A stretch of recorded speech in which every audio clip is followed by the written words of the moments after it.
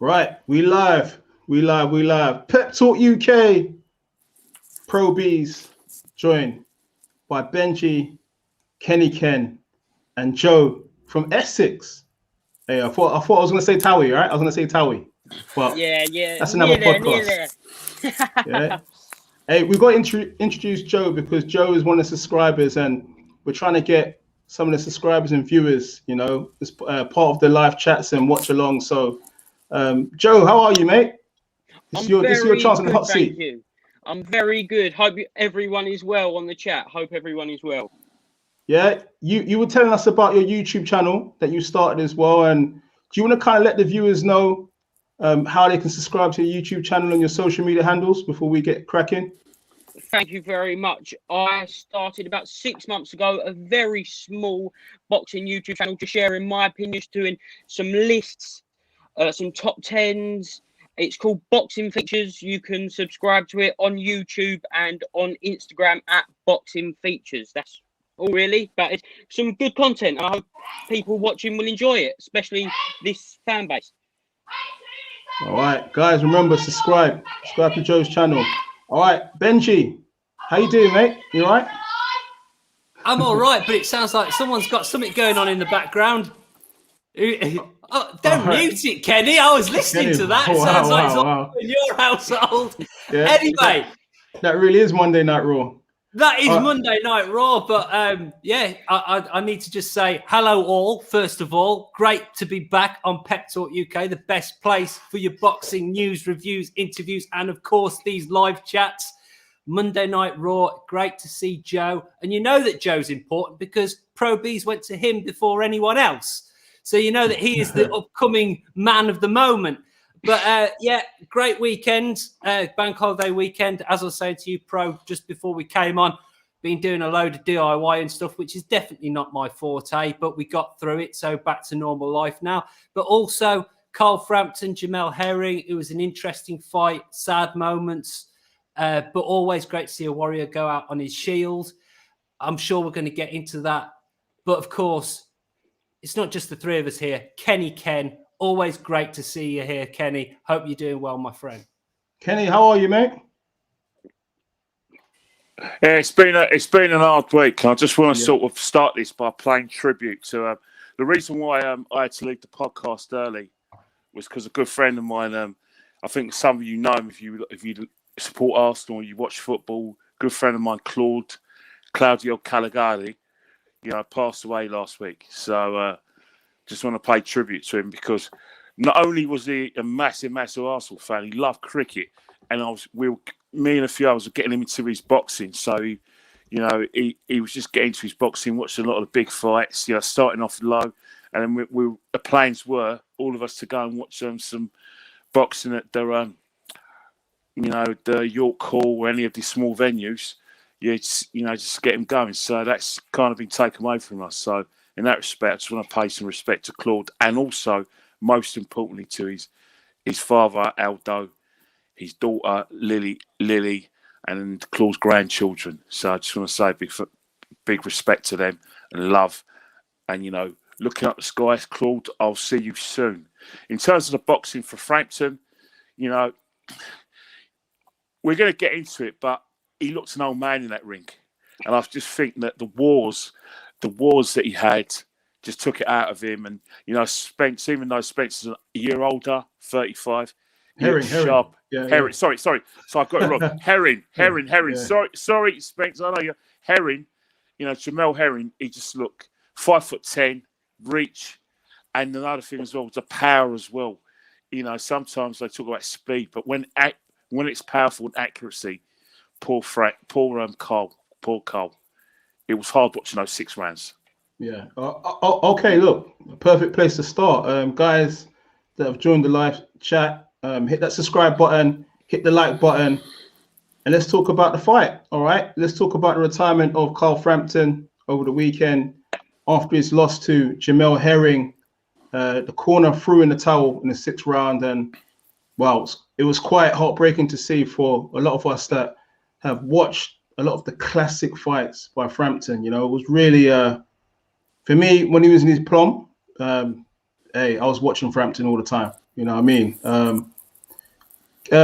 Benji, disappointing. Not a nice sight. What did you make of the result over the weekend, Carl Frampton? Well, I mean, as I said to you just before we came on air, I just had this feeling.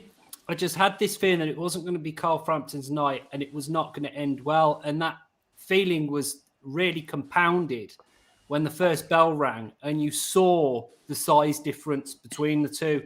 And I was thinking, well, when you're giving up that sort of size, reach, more than likely strength advantage, you've got to have some real equalizer. That equalizer has to either be foot speed and defensive skill of like a Mayweather, or you know, kind of like what McKinson did to Congo the other week. You've got to have that sort of speed, movement to get in and get out, frustrate and go to a points victory, a decisive one. Or you've got to have the equalising power of someone like a Tank Davis, where, you know, you can just sleep someone with one shot. And looking at Carl Frampton, he just comes up short on both of those. I mean, he's a world-class, or has been a world-class boxer, hugely skilled, talented, has got knockouts, has got power. But what I'm saying is the feet were just not that fast enough to have that evasive quality. And the dynamite in the hands was just not quite on the same level as like a Tank Davis or even like a Deontay Wilder, where you can end the fight with one shot. And that's really he needed one of those attributes to be the real equalizer. And because he didn't have that, his head movement wasn't enough. So he was getting caught on the way in. When it came to trading, he was not coming off the best in the trades. He was coming off second best on each exchange. He had one good round, which was, I think, the fourth, where he seemed to really bite down on the gum shield and go for it. And he had some success, but it took a lot out of him. And he needed 12 rounds like that.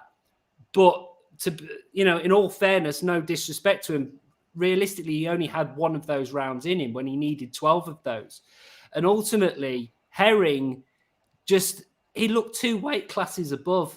And ultimately, that old rehydrated saying, big time, innit? He probably rehydrated up to 150. He looked massive. And the old saying is, a good big and always beats a good little. And there was just no at range. It was Herring. He had the good jab. He had a very good backhand. And then on the inside, he had that tidy little uppercut and very good bent arm shots. So there was just no department where Frampton was getting the better of it. And he tried it at range, getting in, getting out. He wasn't quite fast enough. He tried getting in close. He got caught on the way in. He gave up a lot to get in close. And then when he was in close, the bent arm shot, the trading of bent arm shots was Herring as well. So what do you do when you're not winning in any department on the playing field? What are you left to do?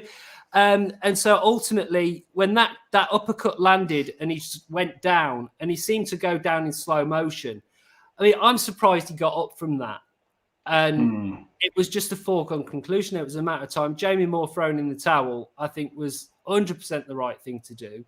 And then Carl Frampton announcing his retirement. And I hope he sticks to his word on that, because obviously we see boxers come out of retirement and decide, no, I'm going to box on.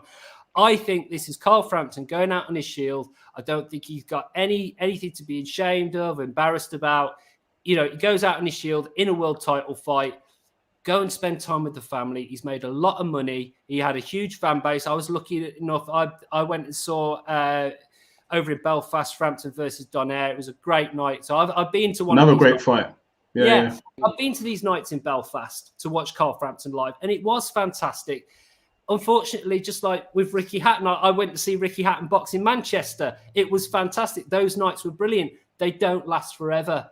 And if you can get out with your faculties intact, with a good bit of money in the bank, and you can spend the rest of, a long retirement. I mean, he's still young enough to go on and do other things. Maybe he'll do coaching, training, whatever. But the important thing is he's got financial stability. He's got mental stability. He can have a lovely time with his family now. That, Carl Frampton just needs to leave it there. And I think he will. So, yeah, it'd be very easy to look at that fight and be sort of quite negative, doom and gloom. Oh, you know, he took a bit of a beat and he got knocked out, and he's had to retire and that. But I think that's a bit narrow-minded and a bit short-sighted. Carl Frampton's had a hell of a career. He's made a good bit of money, and if he can get out with no lasting long-term damage, then fantastic. Over to someone else. All right, Joe, young Joe. Okay, I just want to make sure you've got the decoration, you've got the permission to stay up late tonight. But yeah, definitely. only joking. All right. Yeah, obviously, I know you tuned in for the boxing over the weekend. Yeah. How painful was it to watch with Carl Frampton losing to Jamal Herring? So it was like the start of the week. I thought to myself, I think Herring looks the favourite to me. I've always been of the firm belief that a good big fighter will always beat a good small fighter. And then it's unlike me, but as the week progressed and I heard Carl Frampton speak, it sounded like he really wanted it for me. He sounded like he had that one big fight still left in him, and he was going to put all on the line, and he did. And it just didn't translate into that performance he needed on Saturday night. I think I agree there that as he got in the ring, Frampton, Herring both got in the ring. The size difference was paramount, and you could just see it. And I think it showed so much more in the ring than it did in the weigh-in. At the weigh-in, I thought, if Frampton closes the distance here, try and move to the body, he could be in with a chance. But within those first 3 rounds, I thought them opening 3 were quite hard to watch.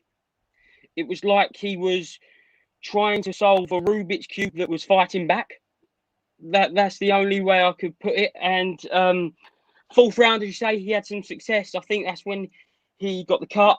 And you kind of thought that he could push on from there. But from the 5th, it was evident that he just didn't have that tank anymore that got him through, obviously, those fantastic nights in Belfast, those Leah Santa Cruz fight, and the Nito Donaire fight, Scott Quigg. He's beat some of the best of this era, and he is one of the boxers that got me into the sport growing up, and it was sad. And after the fight, I was gutted. I was devastated, and fantastic call by Jamie Moore and Nigel Travis. But I thought about it. I saw Carl obviously very sad in the ring after the fight. Then Sunday morning, I woke up and thought, no, he's bowed out at the highest level. Granted, he come up short against a world champion, and he has had a phenomenal career. He will go down as one of the best Ireland has ever produced, and I'm just glad that he can retire. And I echo the words, what a career. That's all I can say. 100%. Kenny, you briefly spoke of the fight over the weekend and your disappointment. In a bit more detail, what did you make of the win by Jamal Herring over Carl Frampton?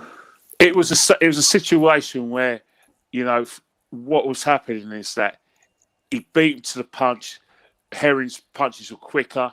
Every time Frampton got hits cleanly, you felt his legs go. The poor man. It was like a straight left hand all the time. Straight left hand. It was like the right hand was kind of a jab and maybe a slapping right hook. But what was very, very poignant is that every round I couldn't give it to Frampton. I really couldn't. He just couldn't get his work going on. Every time it was like, even when he had him against the ropes, it was bang, bang, bang, straight right hand, and then he was out. It's like he used his reflexes very well, Herring. And then in the 4th round, as we were talking about, Hampton caught him the left hook, cut the eye, and that's when he got a big success. But it was probably the best thing and the worst thing that happened to Frampton, because when he got into that 4th round, he started expending a lot of energy he really didn't have for a 12-round fight. So when it came into the 5th round, after they dealt with the cuts, he's walked straight in because he's seen the cut. He feels he's got a big success. He probably thinks he's got a share of the 4th round. He's come in and straight down. Herring knows what's coming. He's got his hands up. Boom. and then as soon as Frampton's on the floor, and then he's on a back foot, and that's where he's coming up, he's trying to get him against the ropes, but it's always a situation where the guy's got his right hand up, and bang, bang, bang, he's using that left hand to cause a lot of trouble and cause a lot of pain. And every time he hit Frampton, it wasn't just the head, it was the body. And then the 6th round, it was another one where Frampton gets desperate, and it's just like a short arm jab, short arm, boom.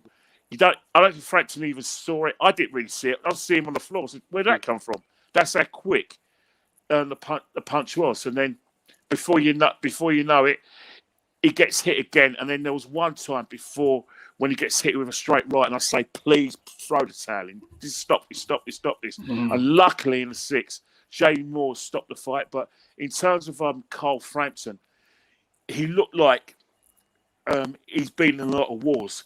And I was actually watching an interview Carl Frampton had with James English. James English, Scottish YouTuber, does a lot of interviews with a lot of sports people, gangsters, a lot. And he's very good at what he does. And he was talking about the McGuigans. And we're not going to talk about the legal thing. We might maybe come into it. But he was talking about how they trained before fights. Mm. And what basically it was like, he was having like 200 rounds, and he'd be fighting like I said, he'd be fighting welterweights and lightweights, and in a lot of exchanges that got him really fit and got him in for the big fights, and that's where he won his titles. But it burnt him out, because remember Barry McGuigan, his training. Barry McGuigan retired at 29. Why did Barry McGuigan 29? Yeah, like I said, Jim McDonald caught him a left hook, cut his eye, but he was burnt out.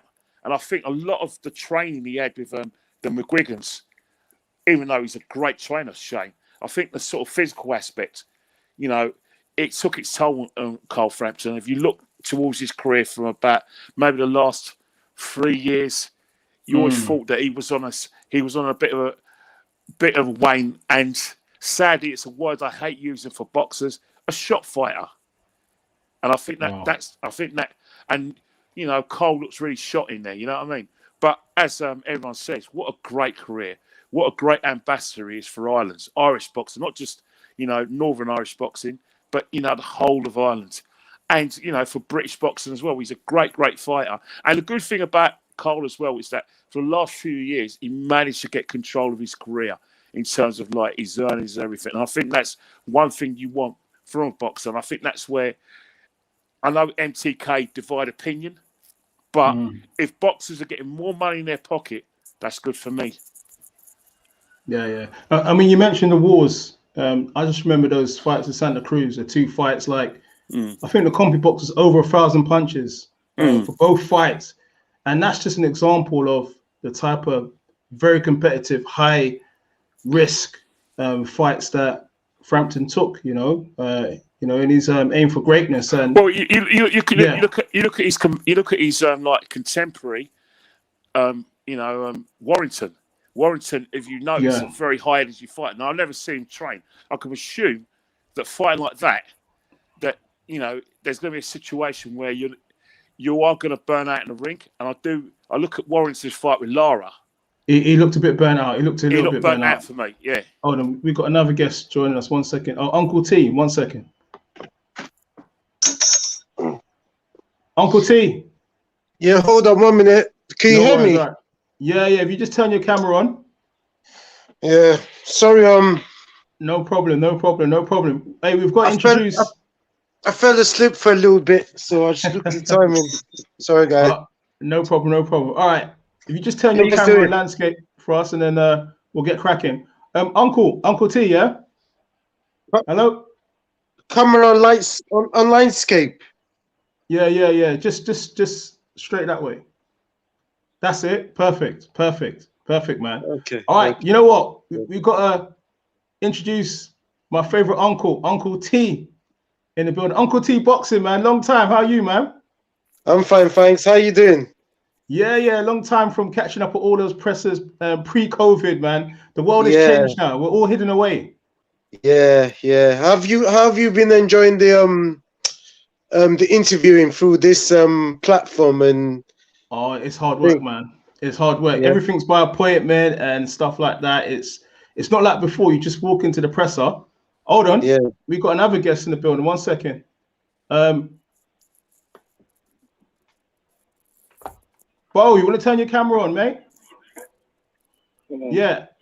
As I was saying, like Uncle T, it's not like before when you just walk into the presser and you interviewed all the boxers and the people involved in boxing. This one's a little bit different. But all right, let me just introduce Bo from Three Kings Boxing. We've got the States in the building also. What's going how you on, doing, man? mate? What's going on? What's cracking? I'm right. Can you hear me? Yeah. How's Chicago? All right, it's cracking up a bit. All right. All right. How about Oh, how that? you Can you hear doing? me now? I'm doing Yeah, I good, can hear man. you I'm now. I doing can hear good. you. All right.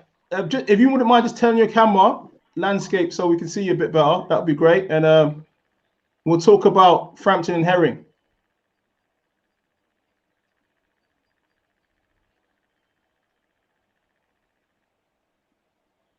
All right, it looks like he's having a bit of technical difficulties. All right, Uncle T, we were talking about Carl Frampton losing over the weekend. I mean, what did you make of the fight? How disappointing was you to see Carl Frampton go out like that? Well, the thing is, I'm trying not to focus too much on Frampton because everyone else is focused on Frampton. It was a Frampton show, wasn't it? Let's focus on the winner, really. Frampton had a go, and he just came up short. He came up short. There's nothing he could have done better. I mean, he just lost to the better man. You know, Frampton is a true gentleman to the sport. He did what he had to do. He's been a two-weight division, and people still see him as the greatest ever Irish fighter. You know, so he's achieved so many things. So we don't need to focus on him anymore. Let's focus on the winner moving forward. And you know, he had a go. It wasn't good enough. It just wasn't good enough, and there's nothing we could do about it. I mean, Erin, he won it. He's a gentleman as well. He's had his own ups and downs in life, you know. So let's congratulate him. Let's not rob him from the victory, because he had to come to Dubai. Let's face it, though he was a champion, he had to go in as like kind of the challenger. It was like the Frampton show. Do you understand? You know, it was like a MTK show. Well, what was it called? D4G, whatever it was, but it was really an MTK show. And he was a challenger, really, because let's have it right. I just had the feeling if it was a close fight, it would have gone to Frampton. So he knew that in mind.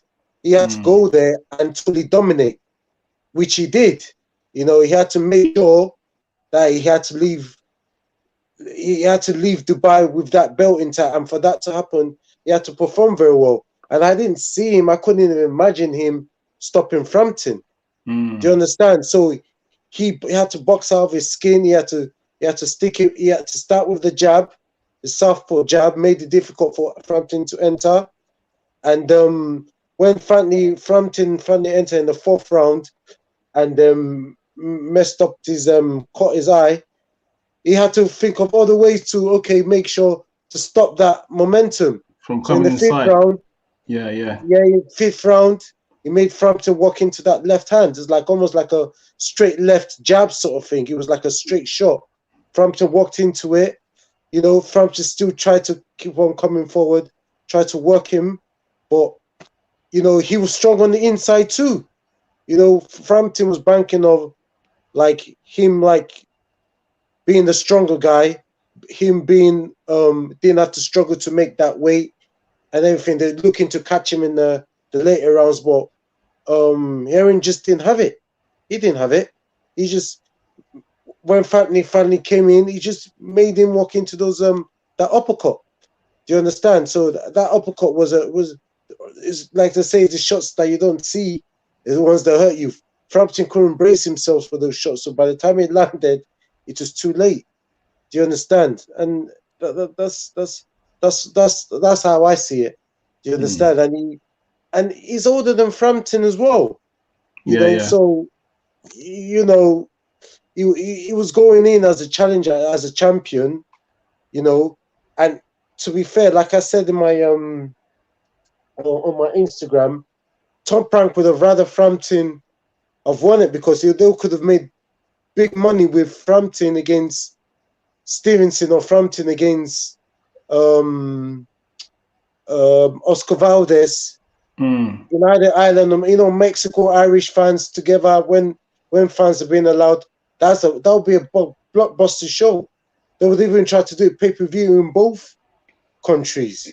Do you understand? So Herring knew what he was walking into. He accepted the challenge and he dominated. So let's just congratulate what he had to do. Do you understand? Frampton is a legend of the sport. He's two-weight world champion. He fighter of the year and everything. He's had his time.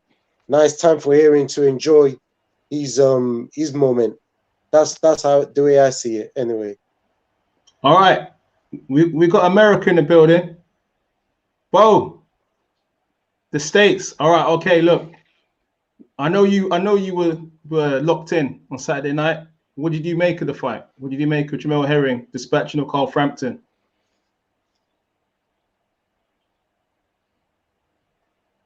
You're on mute. I was about to say I can't hear him. Yeah, you're on mute. You're on mute. My bad. I'm sorry. Okay. I said I wasn't really surprised because if you have been watching what had been going on with Carl Frampton, he had started getting injuries and things like that. He started getting injuries and things like that. You know, he had been in some, you know, he had been in, some wars. So I kind of had a sense of feeling that he wouldn't win the fight. Now, the way he lost the fight was what I wasn't expecting. Jamel Herring, this was the biggest fight of his career, and he knew that, right? He also knew that if he loses this fight, not only do you lose the championship, as he pointed out earlier, you lose money in other big fights coming up. So he went in there. His training camp was with Terrence Crawford. That's never a bad thing when you're in there with the pound-for-pound guy. He used his size. He used his natural ability of being the bigger man to his advantage, and the fight turned out the way it turned out. The only thing, it's funny because Carl Frampton, when he beat Leo Santa Cruz and he beat Scott Quigg, I remember I forget what year he beat Leo Santa Cruz. It might have been, what was it, 2016? 2017, is it, I think? I'm sure. Right. I named him my fighter. I named him my fighter of the year that year. But my only problem with Frampton was he never fought Rigo. Like he said he was going to fight him, but he didn't fight him. That's the only problem I had with Carl Frampton. But outside of that, and I think Carl Frampton knew to a certain degree because that's why he said, if I lose to Jamel Herring, I'm going to retire. When a fighter says that, they automatically know. They know, you know what I'm saying? Like they know themselves. Like, man, if I lose to this guy, that means I don't have it no more. You see what I'm saying? So when he made that comment, I was like, yo, I think because fighters don't talk like that when you are confident that you'll win. When you are supremely confident that you'll win. If you listen to Tyson Fury, how he talks. He's supremely confident he's going to win. Andre Ward, Floyd Mayweather, guys like that. When you're supremely confident you're going to win, you don't say stuff like, man, if I lose, I'm going to retire. You don't say that. Because once you let that word retire come out of your mouth, you are subject to that means you have opened your mind to the possibility that you can lose and it might happen. So that's why I wasn't surprised by that. But, Carl Frampton, man, I'll tip my hat to anybody that's given their entire life, their career, and the sacrifice to the sport of boxing.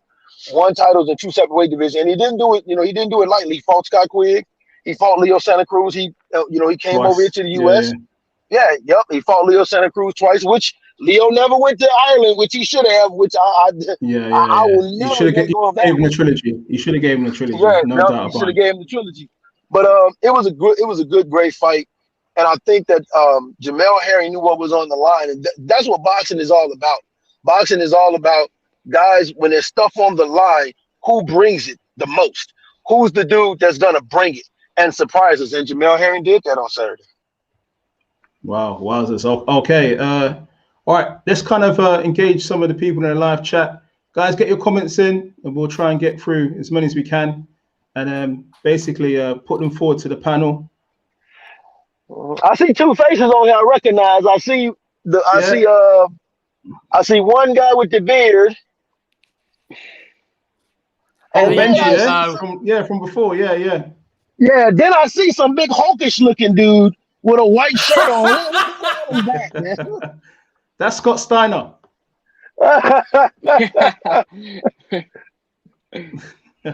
All right, guys, smash that like button. Let us know what you thought of the fight. Carl Frampton retiring. Let us know about what you thought about his career. And I mean, one thing I want to pick up on actually, Beez, is because I suppose probably because Pep Talk is like a UK based channel, we tend to sort of be focused more on Carl Frampton, his retirement, and that. But as other members of the panel have brought up, we should look at Jamel Herring and give him the credit and the kudos for the win. Because if I'm not mistaken, Jamel Herring's last contest before Frampton was a kendo, and that ended in disqualification, did it not? And I think some people were questioning Jamel Herring's heart and saying that he had quit in him. And do you want to say something, Bo? No, I'm saying I was one of them.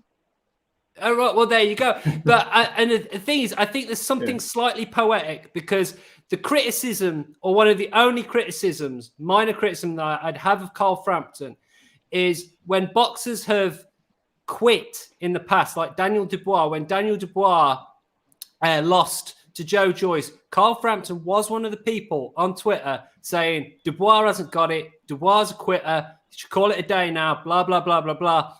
It's something poetic about a boxer that is allegedly a quitter is the one that's kind of just finished Carl Frampton's career. So maybe we shouldn't be so hard on boxers that quit and write them off so quickly, because, every fight is its own individual story. Every fight is its own individual thing. Just because Herring had a not so good night against the kendo, maybe we shouldn't be writing him off so quickly. And maybe Frampton and his team just underestimated him a little bit and wrote him off as a quitter when they shouldn't have. All right, guys. All right, go on, Bob. Sorry, mate. No, I was going to say that. Well, could I say something about his last fight before Frampton? What people has failed to realize. Could I say something? Yeah, go on, man. Yeah. People just seem to forget that he had COVID. He got tested COVID twice, and he would have made weight in both situations. And we all know he lose quite big for the weight. So imagine having to hold that weight 3 times. Do you understand? So he would have had to be weak at that point. So that's when everyone kept on talking about, when Frampton was talking about, he wasn't this, it wasn't that. And I was thinking, this time around, if he only had to hold this weight just 1 time, he would have been much better than that. Not having to hold the weight 3 times. Imagine, I don't know, other fighters who were big for the weight, having to hold that weight. Some fighters might not have made that weight again. They were just ballooned up.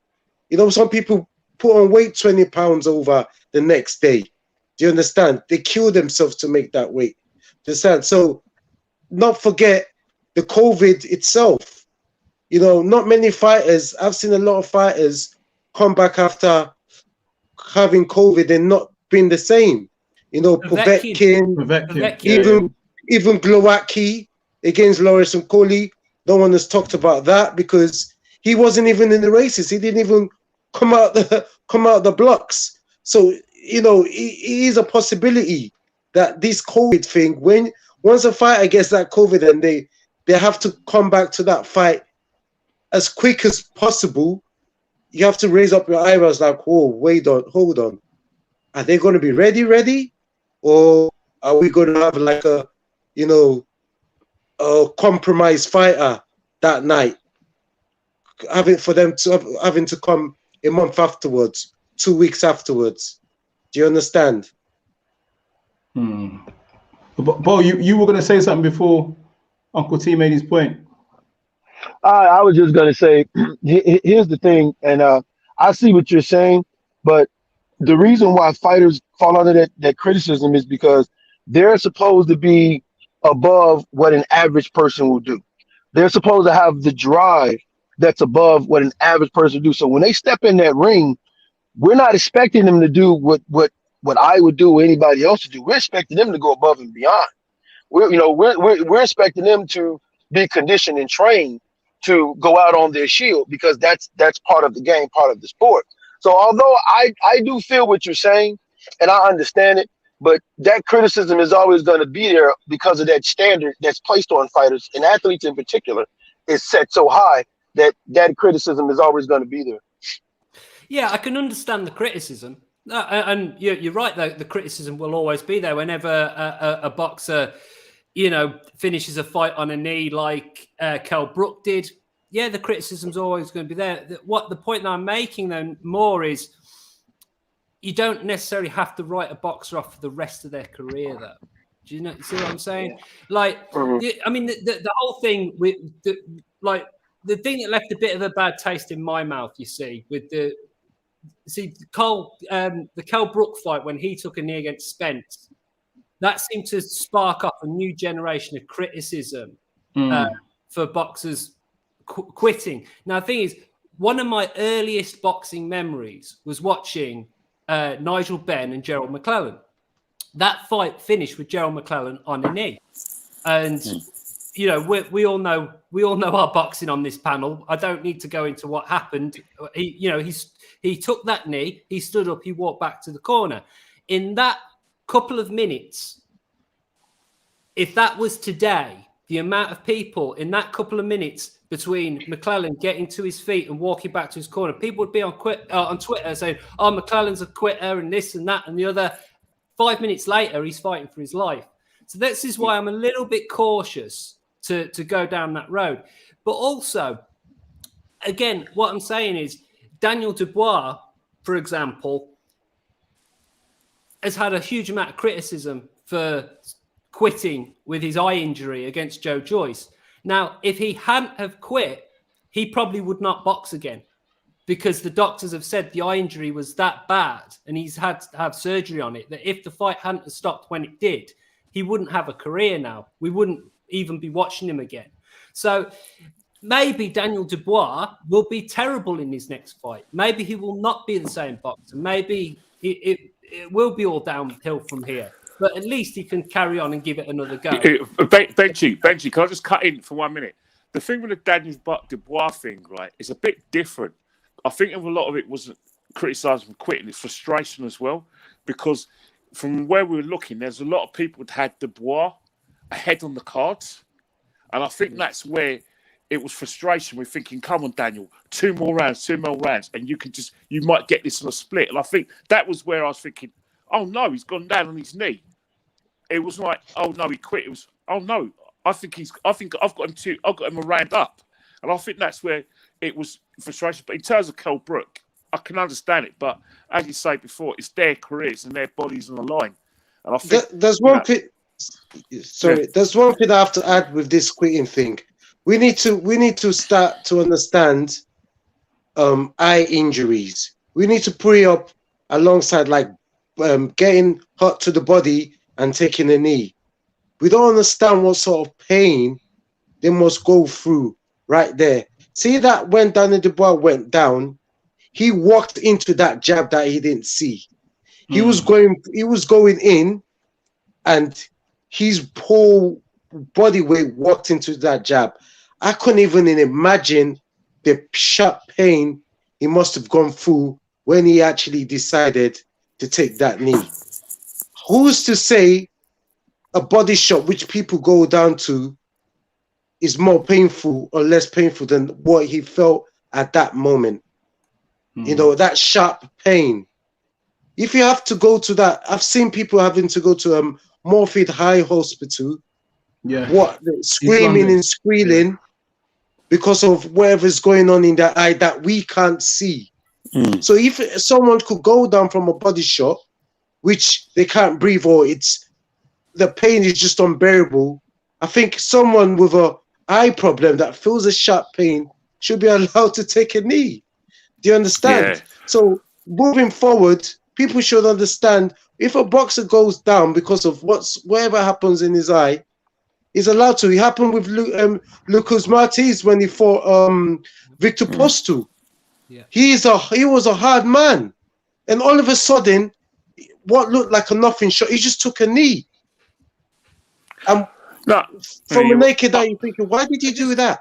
Could we get Joe in on this? Joe, do you want to give us your opinion on this, mate? Yeah, I just think that your eye is so close to your brain as well. I think that, and once you've taken away that vision of your eye, I think sometimes your brain can play tricks on you. Obviously, I've never been in that scenario.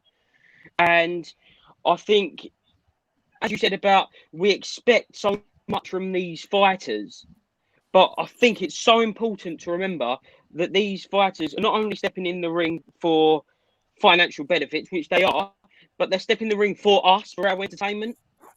And I think, especially with the Daniel Dubois situation, that people were very quick to judge him, and he's so young, and he could have been in the same scenario as Gerald McLennan. He could have been in the same state as him if it had gone the distance, and we just don't know. So it's impossible to criticise these fighters because it could go on for another 20 seconds, it could go on for another 3 rounds, and we just don't know the damage that is accumulating over that time. Well, as someone's just said in the comments, Nick Blackwell's an example of that. I mean, no one knew what his health was like, as that fight progressed. Yeah. Anthony Ogogo as well against Cunningham. Yeah. Well, that was an eye issue as well. Yeah. Ended his career. Yeah. But Frampton did say, look, there was no way that he was going to quit over the weekend. He'd have to be carried out the ring. Some will probably say that, look, is that sort of like a thing of like the culture over here? That we have to be, we have to follow it through. We can't quit. We have to kind of lose the fight on our sword. Is that a British thing? Yeah. They have to have boxers going into the ring have to have that mentality because it's part of the winning mentality. Yeah. But when you are put into a certain situation, you cannot tell me that if you're a family man, you're not going to think of your family. You can't tell me that if the prospect of being blind for the rest of your life isn't going to flash through your head. Of course. So you can walk to the ring going, right, that they're going to have to drag me out of here. I'm going to, the only way I'm going out of here is on a stretcher. You can have that mentality going in the ring, and it's part of the winning mentality. But when you are in a certain situation where the quality of your life or your ability to provide for your family is suddenly on the line, things change. Things change drastically. 100%. Okay. Muller's 27 has mentioned, boxing's about the sweet science, hitting and not getting hit or getting dropped, barely surviving and then winning because you're younger. All right. So I think what Muller's... This is a reply to... I've been having a conversation with this guy in the chat who is a Fury fanboy, and he basically thinks that AJ barely survived against Klitschko because he was knocked down. And he thinks that AJ knocking out Vladimir Klitschko at Wembley Stadium in that massive entertaining fight, he was barely surviving when he knocked Klitschko out. And he thinks that Tyson Fury's fight against Vlad, which I think is the greatest cure for insomnia that has ever been. Well, look, Fury won that fight. He won that fight fair and square on points on the cards. It was a good win. It was just frigging boring to watch. My argument is basically a knockout victory. No, fuck it. I'll just say it. In my opinion, a knockout victory is always going to be more impressive than a points win. And to say that Benji, it's biased, mate. Come on, to go to Germany, where German judges are the most biased for their home fighter, For him to outclass and win unanimously on points, that was one of the greatest performances of the last 10 years. I'm a massive to watch. I'm a massive AJ fan. I'm a massive AJ fan, yeah, but even I can't lie. What Fury did in Germany, come on, it's more impressive. Well, yeah, it was. It depends what you like. Yeah. When you're watching this week's science, you be impressed by it. You know what I mean? Yeah, not getting hit. Yeah, it was a good look. It was a good win, but am I ever going to watch that fight again? Probably not. You know what I mean? Probably not. Look at all the other fights I can watch. You know, is anyone going to watch Fury versus Vlad over watching Ward versus Gatti? You're going to tell me that? You know, a lot of boxers will watch the Fury fight though, because they could learn something. They will learn how to work on their feints, how not to get hit. Do you understand? It's there's this difference of boxing. It's just like when everyone was praising Pacquiao when Pacquiao was knocking people out, and Mayweather was fighting the same fighters on points, and they was thinking Pacquiao was going to beat Mayweather because of it. I was like, no, it's boxing. Do you understand? Defense is very important, because when it comes down to it, when they finally meet, is the most defensive sound fighter is going to end up with their hand being raised. Do you know? It's true. I mean, I don't try to argue with any sort of fanboy of anyone, because you can't reason with them. But no, I agree with that. I agree with that. I agree with that. But what I'm saying I disagree with you, though.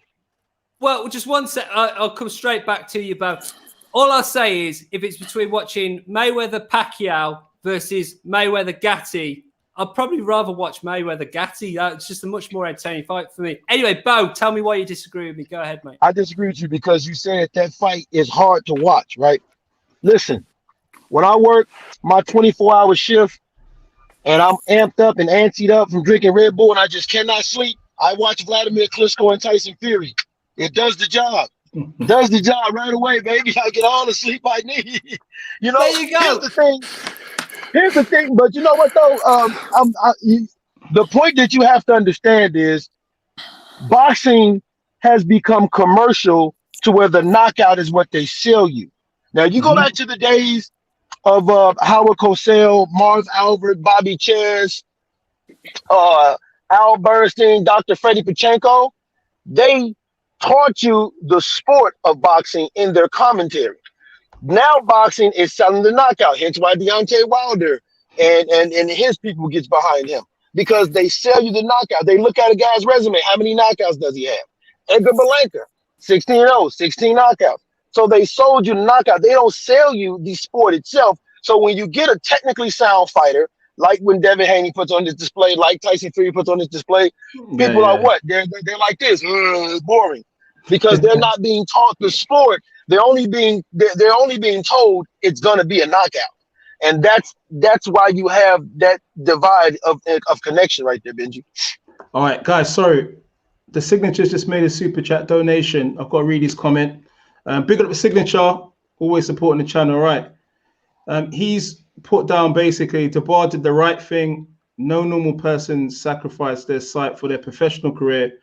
Hope you're well, Ken. R.I.P. Claude from AFTV. Truly great man. All right, we might as well direct that towards Kenny.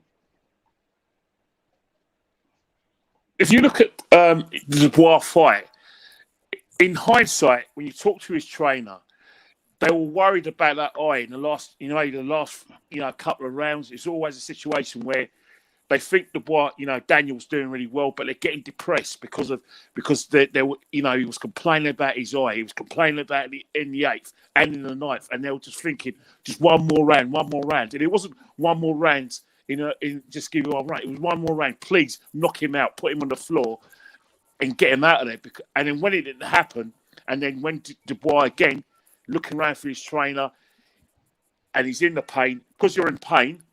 You just walk into one, as as everyone correctly mentioned. So in that respect, I have to go with a fighter's safety, because in the end of the day, they live to fight another day, especially a young man like that. You know what I mean? Take your O, get yourself properly checked out, make sure the eye's properly fit, and then you can come back. And I think, you know, in terms of what I did, I was only thinking about myself because I thought he was up on the cards. And, you know, I'm not a Joe Joyce fan. I don't like the way Joe Joyce fights. He's a durable fighter, you know, but again, he puts me to sleep. But respect to Joe Joyce because I thought it was a fantastic game plan. He was durable, made sure not only did he just push the jab out there, he basically put all his left leg into that jab with everything, man. And, you know, for me, everyone talks about a good right hand, but if you can do a good double jab, you'll be my friend for life, mate. Because I'll tell you one thing, a good double jab can set you up for a good points victory. Look at Lyndon Arthur.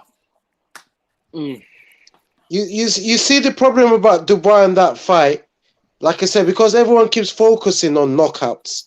He, from the get-go, he was so focused of landing his hardest shots that he forgot about his fundamentals, the head movement and the jabs. Do you understand? Because they've invested so much money on him and so much hype. He promised he was going to go for the knockout. That's all he was going for. Throwing his right hand thinking, and Joe just realized that, listen, I can afford to throw my slow right. Just throw my jab. And just kept on doing it. He just end up winning when it comes to these things. When you want to focus on just totally entertaining and forgetting about what made you a successful boxer, because it was just simple things, head movement and jabs. But because you're focusing on the intent of just going for that knockout and throwing all sorts of shots, you know, when he fought Nathan Gorman, his jab was beautiful. He was more calm. Yeah, you understand? Yeah. He was more calm. But this time, that fight, if you only see the fight against Joe Joyce, you actually think this kid don't even know how to throw a jab. The fundamentals. We all know he could. It's just between him and his cornermen, they all just focused. This was the first time they were in that stage. They all just went to go for that knockout, and they all focus on, this is the fight game now. This is what you have to do, without saying, listen, what about your jab? What about your head movement? He keeps catching you with that jab. Why don't you move your head a little bit? Do you understand? Just a slightly reminder of what he's got. That's when the great corner. That's up to the cornermen to just remind you. They could do these things. But sometimes you just need a little bit of reminding at the right times, like, mate, you're not moving your head. Instead of, this is the fight game. You got to do this now. You know, instead of just, you know, the direct, you know, simple instructions, the calmness of just move your head, Daniel, and use your jab. And because everyone wants to entertain, everyone wants to talk about the knockouts, like the gentleman said, they're focusing and just going for the knockout. That's why I don't mind. I'm never going to criticize anyone winning by just boxing. I'm not going to criticize Bivol because Bivol is suffering from it now. He hasn't fought for over a year because people are tired of seeing him just out boxing. But when you're fighting Joe Smith Jr. or what's that guy Canada that swings and Maxim all the time. Velasco. Just focus on his boxing. Yeah. He could get caught with that shot, and he would take that L. But you have to make sure you have to do what you have to do to make sure you win that fight. Pardon? Right.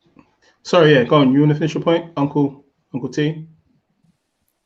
Yeah, John Pascal. Yeah, that's the word I was looking for. Name I was looking for.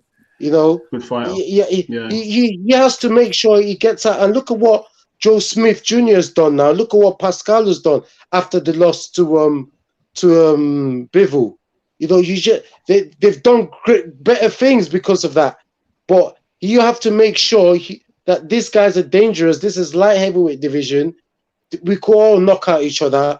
I've got to make sure I win and box. Do you understand? I know it's an entertaining sport.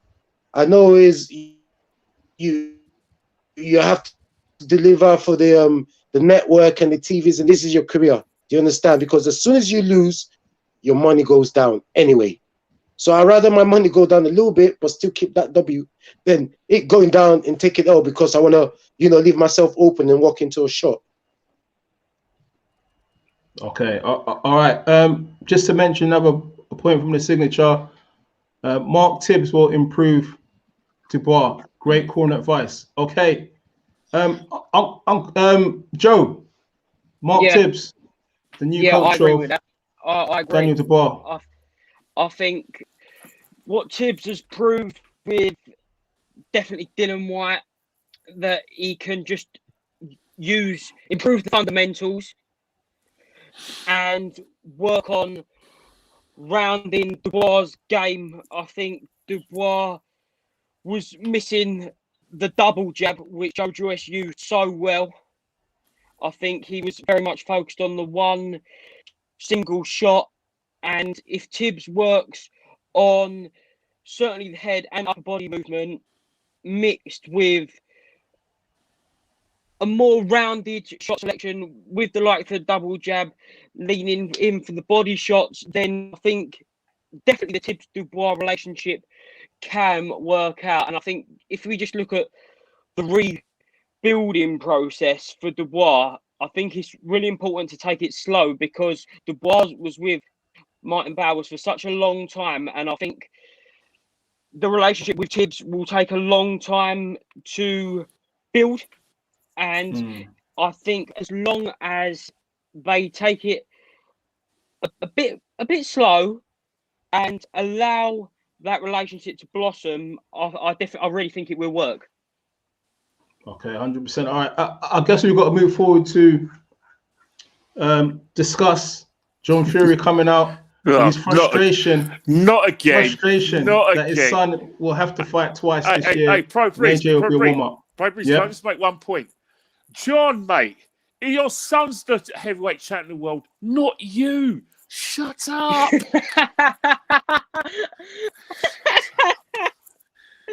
Oh, no. What do you make of those comments, Kenny, that, he's not happy with the Cowboys and, yeah. You know what? I prefer Peter Fury. Much more, like I said, humility and much more sense.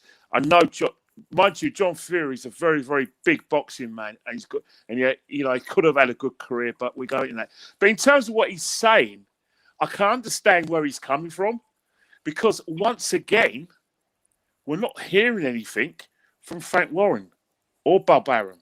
He's virtually, replicated what I said last week about Tyson needing 2 fights, and he's calling AJ up to sort of the warm-up fight. But the thing with the Furies is that you listen to all the Furies, especially Tommy Fury, the young, who's basically like the young, light heavyweight.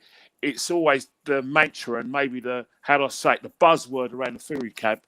Oh, Anthony Joshua is going to be Tyson's easiest fight, and that's how they believe, because of their self-belief, but because they genuinely believe that because of what Tyson Fury did in Las Vegas last year, where he took Deontay Wilder by surprise, they think that Tyson Fury can outman Anthony as well as outbox him. So I think that's where they're coming from, that they're trying to sort of,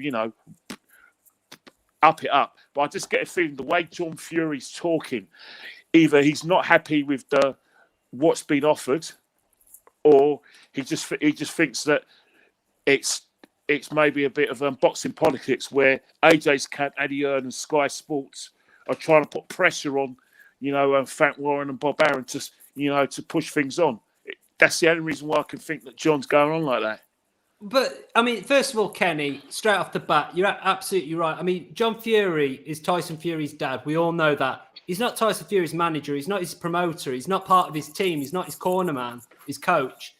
And what gets me is Eddie Hearn comes out and he says things, he says a lot of positive things. And okay, we can take that with a pinch of salt. What is Team Fury and Frank Warren and Bob Arum doing to make this fight happen?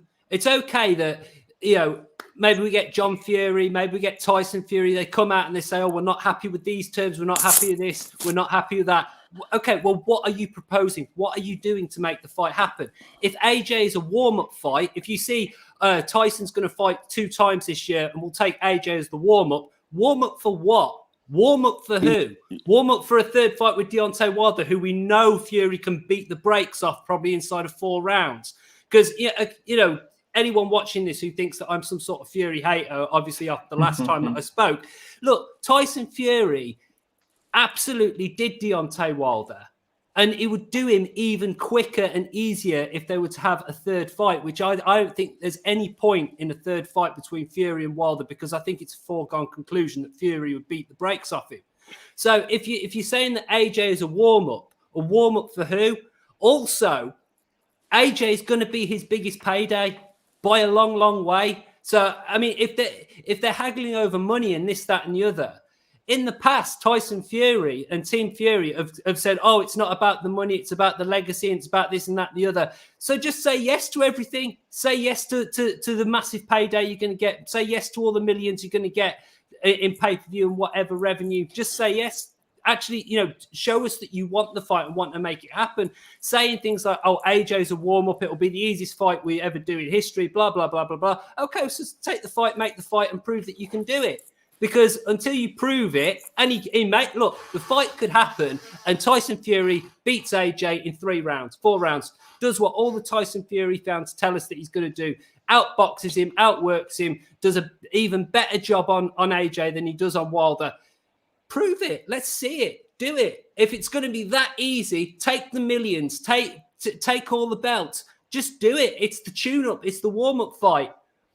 Otherwise, it just all looks like bluster. It all looks like hot air. And it looks like you're trying to avoid the biggest payday of your career.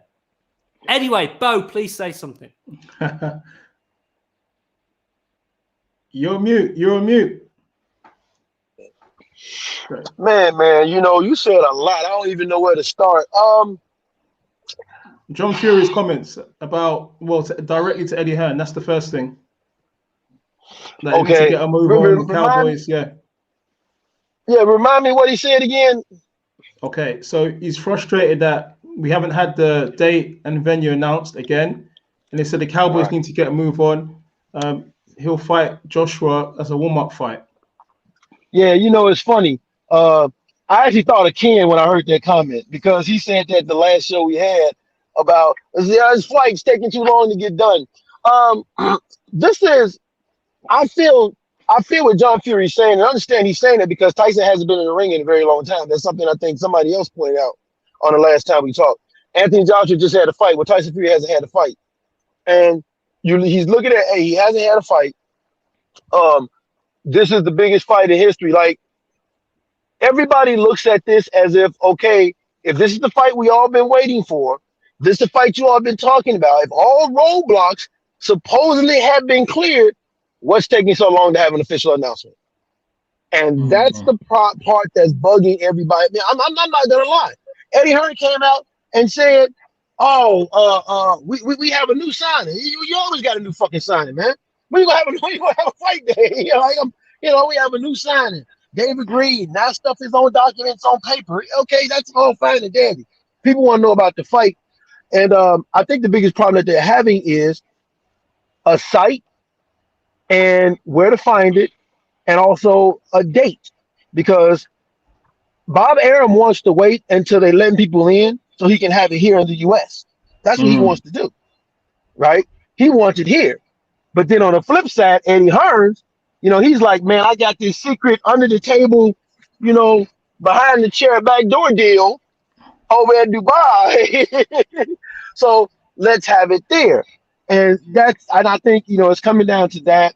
I don't think so much as the network is the issue. I think it's just about the site, and it's the two promoters. And also remember too, you got Frank Warren, and Frank Warren is not like a big fan of Eddie Hearn's at all, period. So you got a bunch of egos, in on this right here. And that's kind of what's taking so long, man. Because Fury and Joshua's not even arguing like Deontay and Joshua was about purse split. They're not even talking about that. So this is between the promoters. They'll get it worked out. It's just gonna be a matter of once they done the battle of the egos is over, we'll finally get a fight announcement. Okay. All right. Guys, smash that like button. Joe, what did you make of John Fury's comments? I would love to know what Tyson actually thinks of these comments, because it seems to me like every 2 to 3 weeks, John Fury comes out with these crazed comments. And don't get me wrong, I like John Fury. As you said, he's a great boxing man, and he's proved that he does know his boxing. But some of these comments, I think, are just said for effect. I must admit, like Joshua for a warm-up fight. Who is bigger than Joshua? What fight is bigger than the Fury Joshua fight? I'd love to know, because that means we've probably got the big. If there's a fight bigger than the Fury Joshua fight, then it's probably bigger than any other fight. Because from where I'm sitting, the Fury Joshua fight's pretty big as it is. And they're talking about 2 of these fights, which we'd all love. So I want to know, first of all, what Tyson thinks of what his dad's saying. I want to know exactly where Frank and Bob are standing within this whole situation, because it seems like every week Eddie Hearn is talking about all of these sites that he's visiting this week, all the deals that he's got planned, and Bob and Frank are going to play a big part in that, and they seem to be quiet, especially Frank. So I'm not worried. Yeah, I think the fight will definitely happen. I am slightly concerned that in January, February, it was presented to us that it was definitely going to happen in May or June, and now we're looking July. If that keeps getting pushed back into August and September, then I'll get more and more concerned as the month progressed. But I don't think Tyson is overlooking Joshua, and it'd be stupid for anyone to overlook Joshua. I think Joe, look at the shape. I don't think. Look at the shape that Tyson Fury is in. Exactly. As we've said on this channel, Tyson Fury is in the best shape that anyone's ever seen him for a while. He's ready to fight. Definitely. Both Joshua and Fury look like they're deep in training camps for something. Anyway, sorry to butt in there, mate. You carry on. Yeah, no, I completely agree with that. I completely agree that you look at Tyson coming out with he's on 20 Stellas a day or whatever it was, and the whiskey. Everyone knows that now. It is just what Tyson does, and I think that's probably more for the casuals, because this fight is just trying to break not only the casuals, probably people who have never watched the fight before.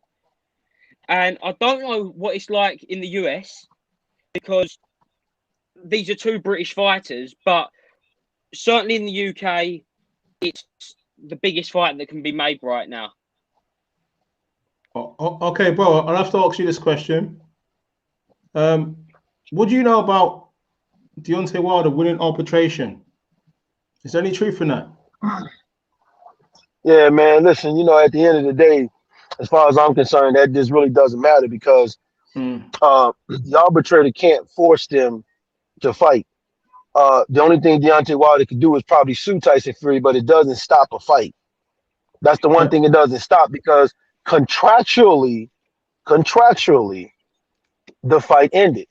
Put it like this: has the WBC and Lucius Sullivan came out and said anything about that? No. Have the WBC came out?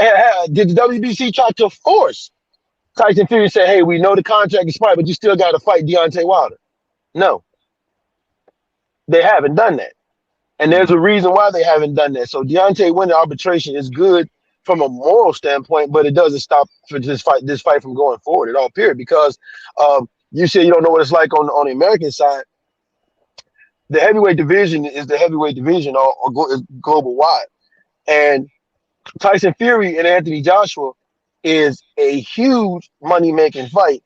Hence the reason why all the sanctioning bodies are not trying to force any issues right now, why the WBC is being quiet right now, because we all know when it comes to that dollar bill, when it comes to them Benjamins, everybody going to be like this. Nobody's gonna say no. The bigger the fight, the bigger the money. Everybody's like this. So, I mean, him winning arbitration, that's a moral victory for Deontay.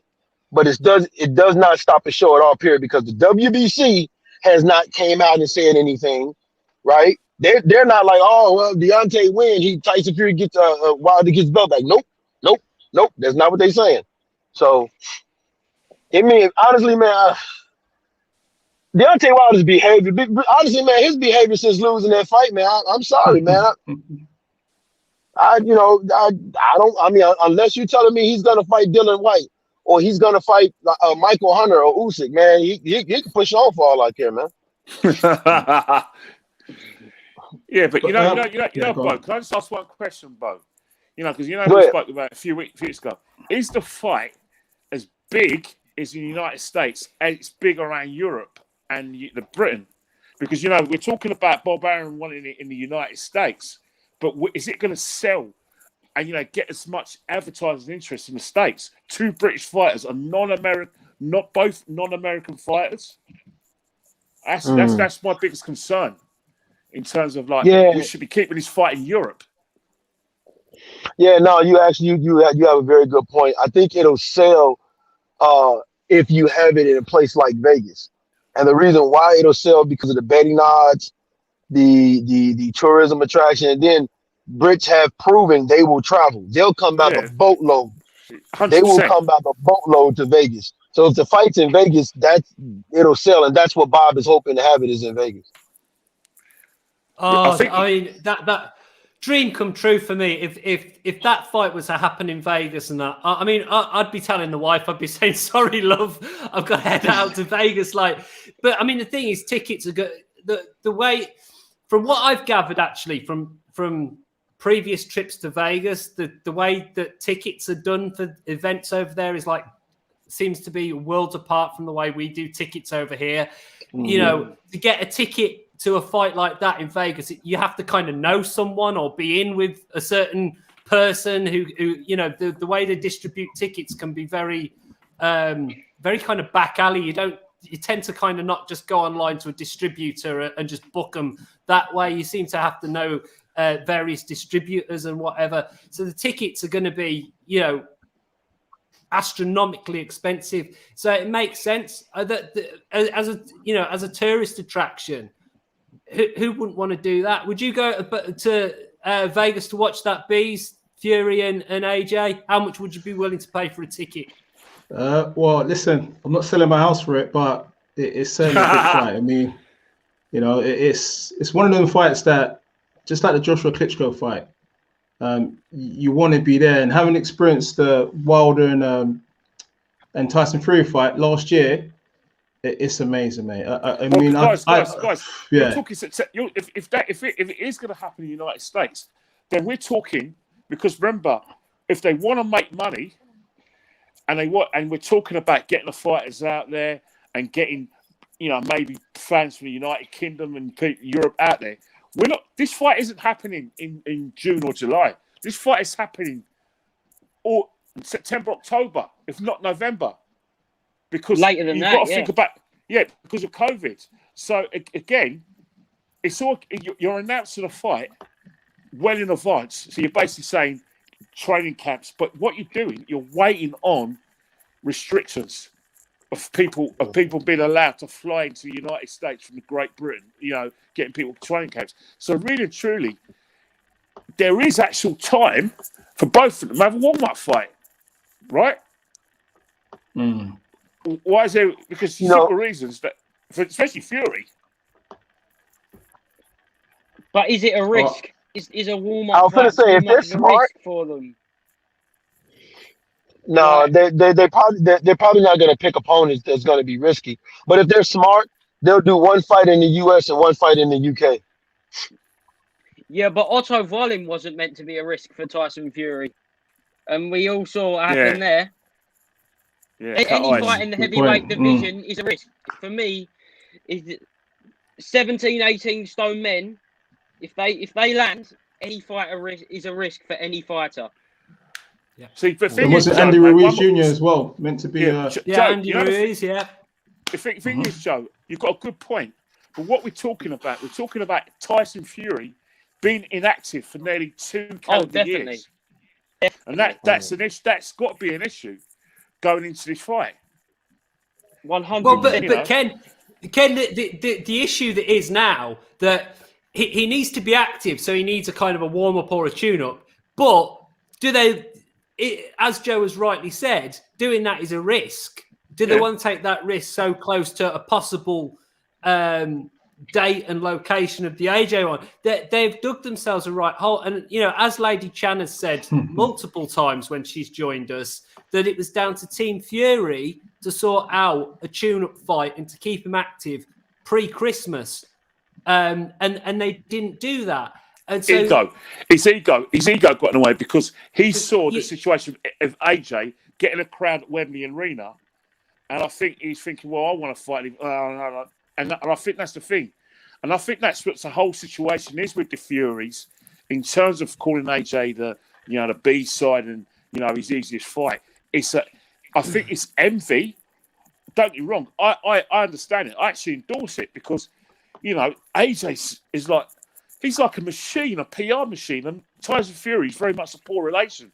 You know what I mean? It's like, if you're selling this fight, you're saying the establishment versus the people's champion. Anthony Joshua is the establishment. Tyson Fury is the people's champion. And I get where they're coming from in that respect and their whole attitude. Yeah.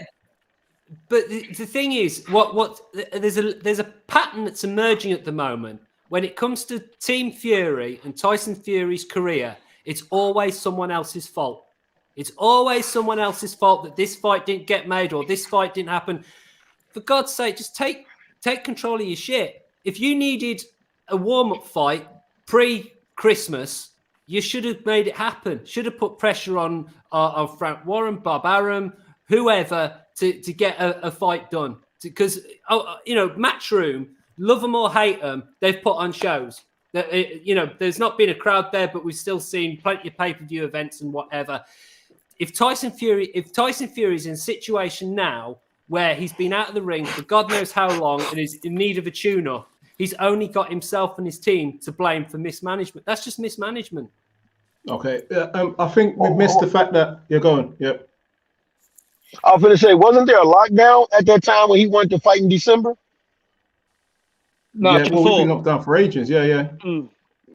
Yeah. But he was going to fight Joshua behind got out closed doors, around the wasn't it? same time. Yeah. Joshua got out the week before he was meant to be getting out because it was scheduled to be the Lyndon Arthur versus Anthony Yard show, I think it was, they end up being.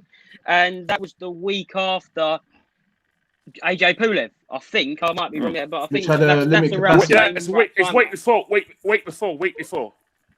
Yeah. Yeah. There was talk of Cabriel and Takam at the time. What was that, the 5th of December, I think it was. Yeah. I think yeah, go on. Sorry, I think another huge part in this is, I don't know how you feel about it, but if it doesn't happen next, I don't think it'll be for all 4 belts. And that's been made like a big part of, that will be a big part of the PR, that will be a big promotion, the first undisputed in the 4-belt era heavyweight champion. And from probably a marketing perspective, I feel like they need to do that. I don't know how you feel, whether that needs to happen. I disagree with that slightly because I mean, first of all, I think you're right. I think you're right. If it doesn't happen sooner than later, those belts are going to start disappearing because of obligations. As I've said before on this channel, I think that's daft though, because the general consensus is that this is the biggest fight in heavyweight boxing, maybe one of the biggest fights in boxing. So why would you not want your alphabet soup belt put on that fight? To remove your belt from that fight is not the fight is bigger than the belts, in my opinion. And I have to say, I mean, maybe to the odd casual person, if you're selling it to them that, this is for all the beans and things like that. Sorry, I'm just laughing at the comment. That's just I'll let you address that. Fury didn't fight in December because of Arum. See, it's always someone else's fault. It's always someone else's fault. Thank you, Muller. You've just proven it's always someone else's fault. Fury didn't fight in December because of Arum, as there are 2 fights left on his contract. sign another contract. Aaron wants both to be AJ to get the return back. Why is Benji such a hater? Even though Benji has said... That's not true, though. That's not true. Sorry, go on, Bo. That's not true. No, that's not true. He's saying Fury didn't want to fight in December because of Aram. No, that's absolutely not true. Number one, let's keep in mind the reason why Tyson Fury didn't fight the rematch right away. They were supposed to fight in July, COVID. Then Bob Arum wanted, but then Bob Arum wanted the wait till they were fans in the stand. Now in December, when December came about and Tyson took control and said, okay, while the contract expired and all of that, he went out to try to make a fight in December. Arum had nothing to do with any of that. Arum actually was trying to help them make the fight in December. Bob Arum was on, I forget the show, I think it might have been Barbershop Conversation. He was actually trying to help that fight get made for Tyson Fury in December. So that Bob Arum is not the reason why the fight didn't happen in December. He was trying to actively get the fight. Once Fury made up his mind and said, okay, the contract is expiring, we're not fighting Deontay Wilder because the network is saying I can't fight till January. He was on board with trying to help Fury get a fight in December, man. Well, there you go. And now Mullers is going to call you some sort of Fury hater for stating the facts. The thing is, the guy says I'm a Fury hater. I give Fury credit for going over to Germany and beating Vladimir Klitschko. I just don't think it was that much of an entertaining fight, and I'll probably never watch the fight again because it was kind of boring. I give Fury huge credit for beating Deontay Wilder. He beat the absolute brakes off him. It was a one-sided dominant contest. It was a great frigging performance against Wilder. I've said tonight on this channel that if Wilder Fury 3 happens, Fury does it even easier next time. And I've also said in the chat, there is a hell of a good chance that Tyson Fury beats AJ. Maybe he beats AJ even easier than he beat Wilder. I've said that in the chat. I've said it on here. Still, people call me a Fury hater and an AJ fan, even though I'm saying these things about Tyson Fury. I don't care who wins, Fury, AJ. I don't care. I just want the damn fight to happen. I'm a boxing fan. I just want the damn fight to happen, bro. Hey man, your face is turning red. You're gonna need a doctor. Your blood pressure, Benji. Your blood pressure, mate. Your blood pressure. Blood pressure, man. Watch your blood pressure, Benji. All right. Okay, Kenny. Some people out there are saying that this whole thing. Oh, Kenny's gone. All right. All right, Bo. I'll ask you this question. Right? Is there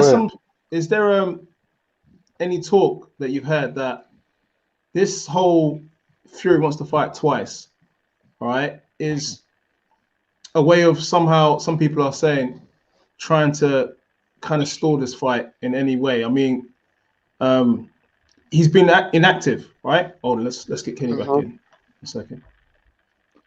Sorry, Kenny. Sorry, 1 second, mate. Yeah. So, yeah, as I was saying, Bo, is there any? Have you heard of like people saying that, you know, the Furies are trying to navigate out of the fight, you know, by insisting on him being active before fighting AJ? But to be honest, you're going into potentially the biggest fight of your life, right? Biggest fight there is. Personally, for me, I feel you need a tune-up fight. That's my opinion. I would actually advise a tune-up fight if I was his advisor. Have that tune-up fight and then have the biggest fight. 100%. 100%, man. The only thing with that is, and I know this is going to shake some feathers, Earl Spence kind of did away with the whole tune-up, right? Oh, yes. Came back from the car against Mikey. Yeah, against Mikey. Went in there and fought Danny Garcia fresh off a car accident. Yeah, so he kind of made people think like, all right, man, well, you know, what's the purpose of a tune-up? But that people will say that wasn't a prime Danny Garcia. That's people are going to come out and say that. They'll say that, but still, it's Earl. It's a questionable Earl Spence coming off of a car accident, right? But at the same time, you have to keep in mind, though, too, that Danny was Earl's mandatory also at that time, right? If you look at this situation, it's like this. If Tyson Fury what he's saying is, I have not fought, I've been out, and before I go into a big fight, I would like to have a fight. Now, the only reason why I'm not tripping, he's been consistent with that. If you look at upon his return, he had 3 fights before fighting Wilder. He had 2 fights in between that before fighting Wilder a second time. So it's not a situation where he's being inconsistent. He's being pretty consistent, and he hasn't fought since February of last year. While Anthony Joshua just recently fought not too long ago. He fought Kubrat Pulev. And he's still in camp. Right? He's still ticking over in camp. Yeah, right. So Tyson is looking at it from the aspect of, I don't want to lose whatever ability or edge that I have going into this fight. But at the same time, people are so antsy for a fight.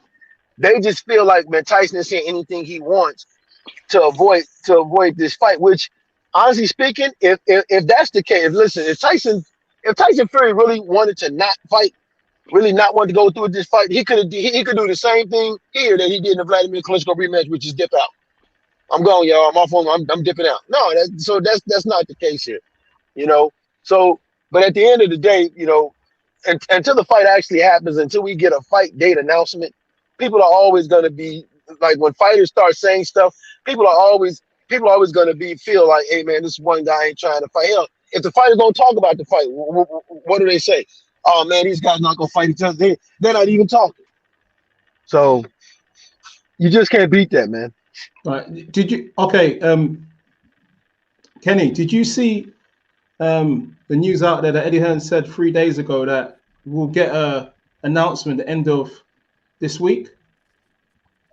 Did you see that? Well, yeah, about the venue and the date?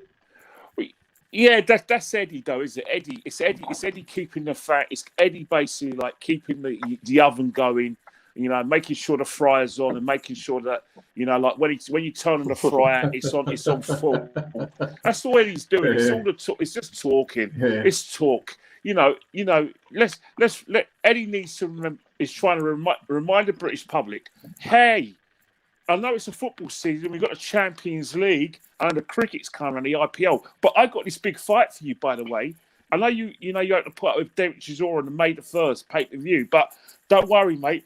It's coming. It's really coming there. Remember, it's coming. I mean, how many times did Eddie Hearn have to remind everyone that that AJ and Fury's going to be the biggest fight ever, biggest fight ever? We don't need to know that. Just serve us a date. Until you have a date, calm down. Promote your other fight this weekend. Apparently, you've got Shannon Courtney fighting Eleni Bridges because Rachel Ball's pulled out, or Conor Ben's fighting Vargas, Samuel Vargas. Samuel Vargas, yeah. Concentrate on that. We will know when we need to know. Until we don't need to know, promote your other fights, Eddie. Come on, mate. Well, for me, I think that a lot of times promoters get so busy into one fight that they forget about other things they could talk about. Like, for example, man, I don't understand why Eddie Hearn, I would be all over social media right now going after Clarissa Shields with Savannah Marshall fight coming up. Great fight. Yeah. I'll be over there all right now.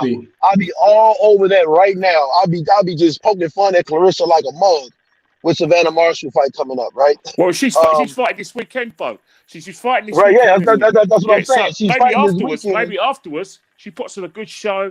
Maybe maybe that's what Eddie's going to do, because he's done it before, where he says, to Clarissa Shields, on social media, I like you, I really like you, but Savannah Marshall will beat you. So, yeah, but I would be But I would be all up in Clarissa Shields leading up into that fight, because that's what Clarissa Shields does. So he's so like, when they have these big fights, they get so busy wrapped around that one big fight that they forget about some of the other things, that are taking place and going on. And if Clarissa Shields and Savannah Marshall fights, Clarissa Shields gonna beat the dog shit out of Savannah Marshall. I'm going with the U.S. Hey guys, Pro Breeze, everyone, battery dying. So I might disappear. Yeah. No problem. All right, Kenny. No problem. That happens. Joe, what do you make of Eddie Hearn saying that we might get that announcement everyone's looking for end of this week? I just think what you get with Eddie Hearn. It seems to be that whenever he does these Raw. He's and from your neck of the uncut. woods. He's from your neck of the woods. Yeah, he is. He is about 15 minutes up the road. That massive garden of his is. Hopefully I can go to it this time. But I just feel like with Eddie on, whenever he does these raw and uncut 50-minute interviews, you always go, right, we've got an announcement this Friday. And you know that it will be, Friday 2 weeks time when you'll actually get the announcement. It seems to be that he's 2 weeks behind everyone else. You know that he just tells everyone just to get excitement, and I admire him for it because he's creating that buzz, doing his job. But are we getting an announcement this week? I really highly doubt it. We might get a little update like we did a couple of weeks ago with the signed contracts thing on ESPN. But are we actually going to get, this is your fight, this is the date, this is the time, are fans going to be allowed? Are we going to get that big press release? I don't think so. I really don't think so. All right, we got all right, guys that have joined us in the live stream. Smash that like button. Subscribe if you ain't subscribed. Got Kenny Ken, Benji, both from Free Kings Boxing, and Joe from Essex. All right. Okay, James Everall. To be honest, I'd pay £50 for whatever reasons. We were denied Wilder versus AJ. Surely those involved with AJ Fury would not be stupid enough to let this fight slip through their hands. Good point, Benji. Real good point. You know, sorry, go, Bo. You go. I'm going to say, the first half of that comment I like, and I'm going to tell you why. Because that's what boxing used to be about. Just because fighter A, for whatever reason, loses to fighter C, doesn't mean fighter C can't beat fighter B. You know what I'm saying? And that's what boxing used to be all about. I mean, if you look at, how many times have we seen guys like Andrew continue to get world championship fights, right? How many times have we seen back in the old days, like Hamsho, Barkley, and all these guys still fighting? Think about it. Sugar Ray Leonard beat Roberto Duran. Duran beats Leonard. Leonard beat Duran. All right. Hearn'S knocks out Duran, and Duran goes 12 rounds with Hagler, who Hagler in return fights Hearn'S and then loses to Leonard. But if they don't say, hey, I don't. But if they don't say, hey, I don't care about you winning or losing, if they don't say, hey, I don't care that you lost to this guy and fight, then we don't get the four kings of boxing. And that's what boxing used to be about, man. Yeah. Well, yeah, but it's even easier than that because we just have to look at Ali, Frazier, and Foreman. Okay. Do you know what? What I've got to put out there, how bad would it look if John Jones versus Francis Ngannou happens, right? And Joshua and Fury don't happen? That would be really bad for the sport. Possibly, that'd just be a statement. Well, it's happened. Hey, but it's happened before. Would. Remember Lewis and Riddick both did happen. Well, we talked about that. The circumstance of that was slightly different because Riddick Bowe put the belt in the bin. He really didn't want to fight Lennox Lewis. I personally believe that Fury and AJ do genuinely really want to fight each other. No one's.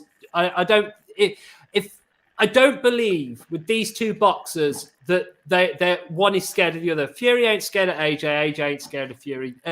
This is all down to middlemen and politics and all that kind of bollocks. Now, what you've just said, Beez, I am a complete casual MMA fan. I hardly ever watch it, but I do on occasion when there's like a hype fight or something. I enjoyed watching Ronda Rousey get beaten by Holly Holm and Amanda Nunes. Yeah, I watched those fights. I've watched John Jones fights in the past. I used to like watching Chael Sonnen because he just talks a whole load of shit and he's got the charisma. Anderson Silva. Well, Anderson Silva. Yeah. I remember seeing his leg snapped off and everything. But I can't tell you much about the sport of MMA. I can't tell you who are the rising stars. McGregor and Khabib, I watched that one. But this Ngannou and Jones, I would take interest in that. I would be watching that. That would, that is a big fight that is going to attract casuals like me that don't watch MMA very often. But as I've always said, and always on this channel, is I believe there is too much money involved for this fight between AJ and Fury to not happen.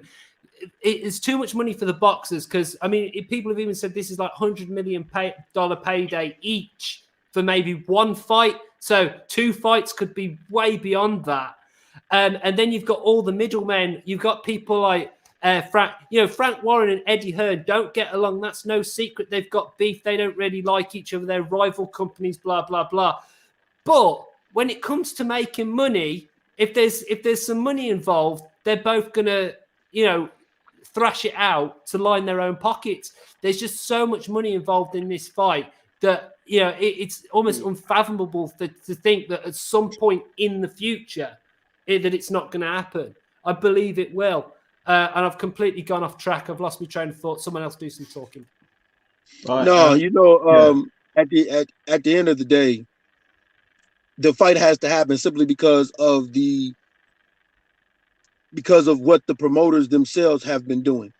Eddie Hearn constantly coming out telling us about something being signed. Bob Arum doing his interviews that we're looking at sites, talking about the money, talking about who's ready. Like the promoters themselves have done so much. The fighters haven't done anything. Like if you look at Pacquiao and Floyd, it was Floyd and Pacquiao talking. Bob said, his stuff too, but it was Floyd and Pacquiao and people asking him stuff like that. Well, the fighters haven't said anything. This is the promoters that's been doing this. So now when the fighters say things, we'll get behind and say, hey, we want the fight to happen.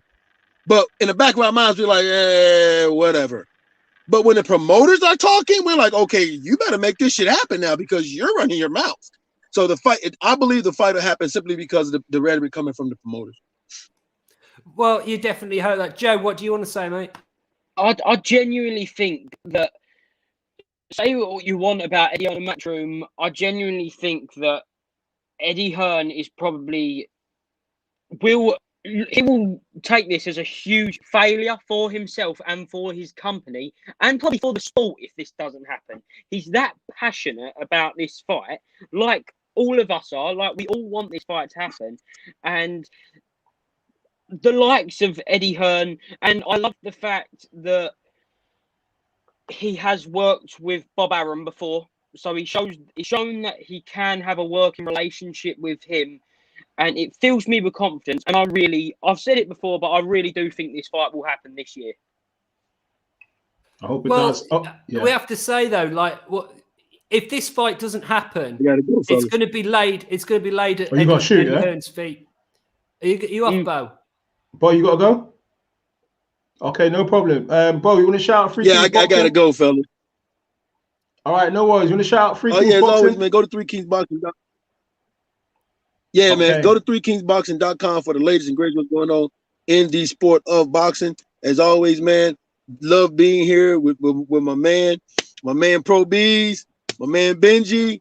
You know what I'm saying? The Incredible Hulk that just got off. and my man right here, man.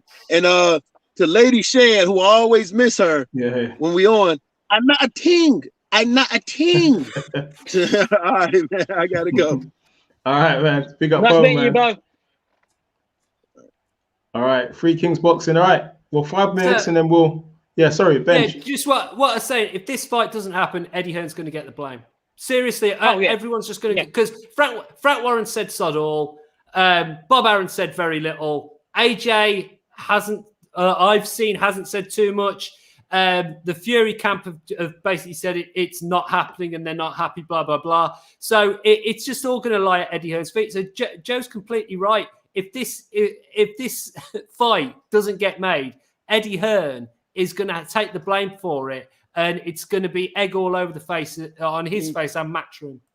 He's on about this global domination conglomerate of Matchroom, which is his ambition. If this fight doesn't happen, then that's just a huge stumbling block for him because this is the fight that needs to happen, and he can't expand globally and make himself this huge force bigger than the rest of the promoters if he doesn't make this. Now he's put his neck on the line ever since Fury knocked out Wilder in February last year, he has maintained this fight will happen. This fight will happen, and on his head be it if it don't really. Interesting. All right, we got an interesting point here. James Everall again. Trouble is that Fury has Arum and Warren both taking a slice. AJ only has Hearn. Okay, so Benji, we're cutting up the pie. And yeah, I mean, that's a good point. That's a good point. Yeah, possibly. But again, you know, that's kind of down to Arum and Warren to work out because the way the pie gets sliced up, you know, Hearn will be saying, well, this is my side of things, the Matchroom, AJ, that side of things. This slice over here is for you guys. How you divide that up, you know. So, but the main point that James is making, though, is, as we've said, there are a lot of moving parts to this. There's a lot of management because everyone's, you know, there's AJ's got his own management company. Fury's with, am I right? MTK, Fury's with. Yeah. So you've got that company to deal with. Then you've got Queensbury, which is obviously Warren. Top rank is Arum. Is that right? Top rank's Arum still. Yeah.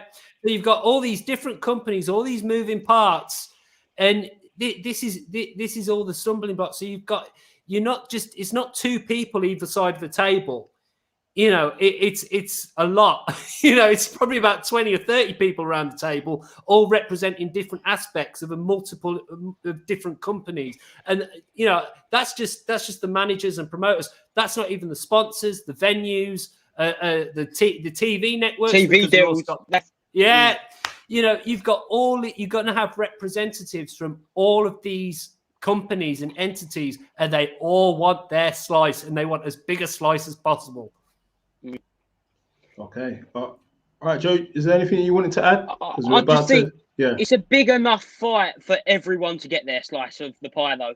There's enough money in it for it, and it's a case of where does greed come into it?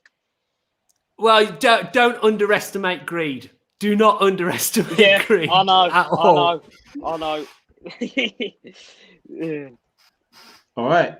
All right, guys. I think that kind of does us. That's 90 plus minutes of pure boxing talk and debate. All right. So Benji, you want to shout out your channel? Yeah, I finally got the laminate floor done upstairs. So hopefully I'll be back making YouTube videos very soon. So I mean, I've been commenting in the chats. It's Benji Boxing still on the YouTube on the YouTube side of things. Over on Twitter, I do round by rounds on Twitter and talk a whole load of shit and that sort of thing. You can reach me on Twitter at the Benji Life. I have to say, Joe, 90 minutes on your debut. Not many people can do that. Good lad. Oh, thanks. It's been a pleasure. It's been a pleasure. Lovely meeting you both, and I've really enjoyed it. Yeah. Joe, do you want to shout out your new YouTube channel, your social media? Boxing features on Instagram, Twitter, and obviously YouTube. I do a preview show previewing all the weekend boxing on a Friday 12 noon, and on a Monday evening I do a review show, and in between all that I do top 10s, reviews, tier lists, and everything in between, a bit of everything, documentaries, the lot. All right, shout out your YouTube channel. All right, guys, smash that like button, subscribe if you ain't subscribed already. Pep Talk, it's been a lovely evening of debate and discussion. Thanks for joining. Thank you. Thanks, guys. Thanks, guys. Cheers.